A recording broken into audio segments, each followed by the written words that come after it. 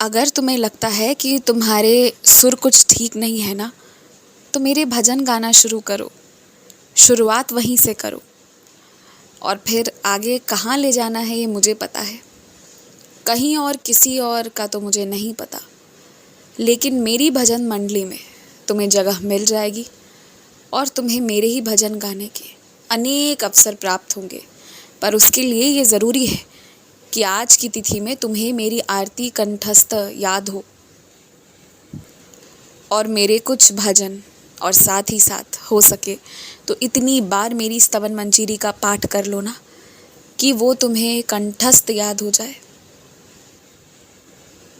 ये सेवा है जो तुम्हें करना है और इस सेवा को एकदम से शुरू नहीं किया जा सकता। इसे शुरू करने के पहले तुम्हें तैयार होना होगा। तुम शुरू करो, जैसी भी आवाज़ है तुम्हारी उसे मधुर बनाने की मेरी जिम्मेदारी। तुम्हारे स्वर में प्रवेश होकर मैं कहूँगा, मैं गुनगुनाऊँगा, तुम बस आगे बढ़ो। तुमने जो दुनिया बना रखी है ना, जो ख्याल है तुम्हारे या शायद वो इच्छाएं हैं, उन्हें बस तुम थोड़ी थोड़ी देर जी लेते हो। उस ख्याल में ही प्यार, उम्मीदें, आदर, सत्कार, सम्मान खोजते हो, उसे पूरा कर देते हो और फिर वहाँ से निकल जाते हो। और जैसे ही वास्तविकता में आते हो तो बेघर से जाते हो। जब तुम कल्पना कर रहे होते हो तब कितना विश्वास होता है ना तुम्हारा उस पर, उस वक्त पर, उस कल्पना पर, उस सोच पर। कितने खुश हो जाते हो तुम, लेकिन वास्तविकता में इतना दुखित क्यों होते हो? 1000 बार, लाखों बार कह दिया है मैंने तुम्हें कि मिल जाएगा, जो तुम चाहते हो वो मिल जाएगा। बस कुछ फैसले हैं जो तुम्हें लेने हैं और फिर तुम जो चाहते हो वो निश्चित तुम्हें मिल जाएगा। कुछ कदम है जो तुम्हें बढ़ाना है, डर रहे हो, मौका तुम्हारे सामने है। बस वो सब चुन लो और फिर तुम्हें वो मिल जाएगा जो तुम चाहते हो। जैसे जैसे जिन उत्सव को मनाने की कल्पना करते हो, ठीक उसी तरह सब मन जाएगा। और मैंने बार बार 1000 बार कहा है कि मेरे रहते तुम्हारे कोई भी सपने अधूरे नहीं रहेंगे, सारे सपने पूरे होंगे। लेकिन इसके बावजूद भी मन में निराशा और हताशा वो तुम्हारे साथ रहती है। इतने हताश मत होया करो।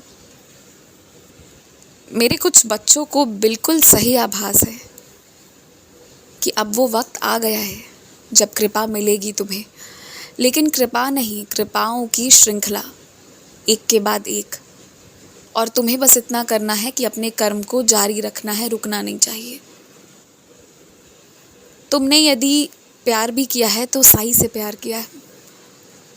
तो ये जो भी भाव तुम मुझे देते हो ना, इसे प्यार कह लो, भक्ति कह लो, आदर कह लो, सम्मान कह लो, इसमें 100% शुद्धता है। और यदि कोई इस पर शक कर रहा है तो तुम सोच लो उस इंसान की सोच कितनी छोटी है।